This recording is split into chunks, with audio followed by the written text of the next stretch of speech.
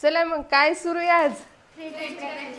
थ्रेडची practice करायला तर ठीक आहे. रोज कंटिन्यू थ्रेडची प्रॅक्टिस केलीच पाहिजे.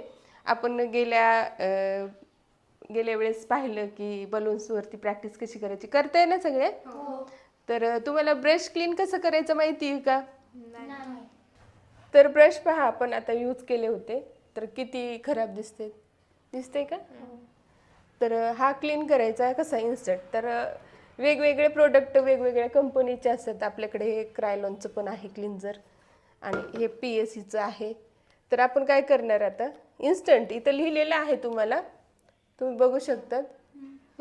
इन्स्टंट काय लिहिले? हां, तर आपण ते इन्स्टंट क्लीन करणार आहे इथं. तर त्यासाठी आता काय करणार, टिश्यू पेपर दिसतो ना, टिश्यू पेपर. तर हे टिश्यू पेपर घ्यायचा असं आणि ब्रश. तर ब्रश आणि टिश्यू पेपर तुम्ही असं बरोबर प्रॉपर असं पकडणार. पकडलं की काय करणार, त्याच्यावरती स्प्रे 1-2 वेळेस स्प्रे करायचं आणि परत हे पहा. आपल्याला वाटतं का किती प्रोडक्ट निघल म्हणून? ब्रशमध्ये खूप प्रोडक्ट असतात बरं का. एक मेकअप झाल्यानंतर ब्रश क्लीन करणं खूप गरजेचं आहे. त्याच्यामागं कारणं पण भरपूर आहेत. एक तर हायजीन मेंटेन राहतं की आता हा ब्रश माझ्यावरती यूज केला तर परत जर समजा वर्षावरती करायचा तर तो क्लीन करूनच लावावा लागेल ना. ते एक कारण. आणि रेग्युलर जर ब्रश क्लीन करून ठेवले तुम्ही ना तर ब्रश जास्त दिवस छान टिकतात, पण स्वच्छ दिसतात. आता हे कधी क्लायंट आले, आता ब्रश दाखवते तुम्हाला मी. क्लायंट आले आणि तुम्ही हा ब्रश घेतलाय आणि एवढं खराब ब्रश त्यांच्यासमोर तुम्ही त्यांना यूज करतात, आवडणार आहे का हे? त्याच्यामुळं खूप गोष्टी आहेत की तुम्ही, स्वच्छता हा आपला महत्त्वाचा भाग आहे. मेकअप असू द्या, बेसिकवाल्या असू द्या, कोणत्याही ह्याच्यात जोपर्यंत तो क्लीन नाही दिसत तोपर्यंत स्प्रे करून तो क्लीन करणं गरजेचं आहे. आता रोज एकदा प्रोडक्ट यूज केल्यानंतर ब्रश क्लीन करून ठेवा. तुम्हाला आणखीन एक सांगायचं राहिलंच. आता एक आय मेकअपचा ब्रश आहे.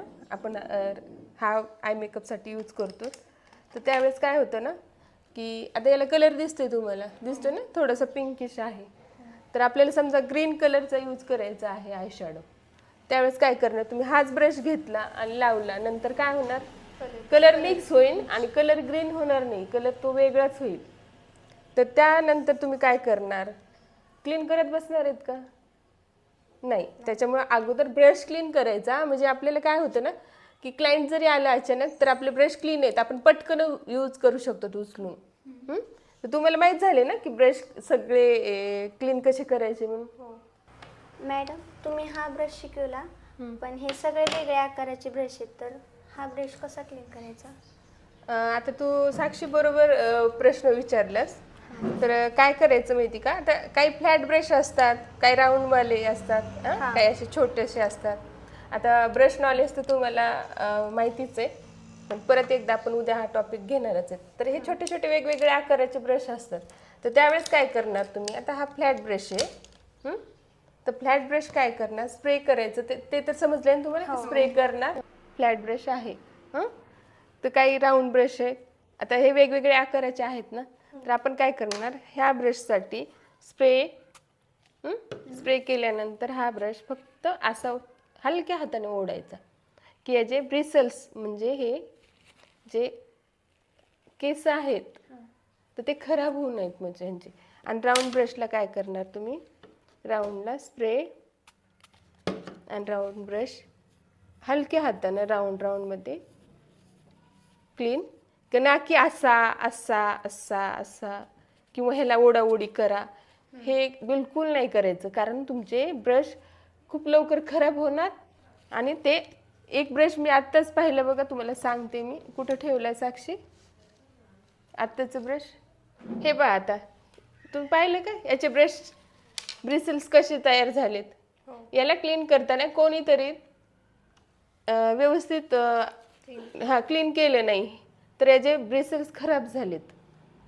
तर हे काय होणार, आय मेकअप करताना टोचणार, डोळ्यात जाणार, सलणार, हे प्रॉपर आकार येणार नाही याचा. त्याच्यामुळं ब्रश कधीही क्लीन करताना जसा आकार आहे त्याच आकारात क्लीन करणे. समजलं? चांगला मेकअप आर्टिस्ट हा फक्त चांगला मेकअपच नाही करत तर स्वच्छताला आणि हायजीनलाही मेंटेन ठेवतो.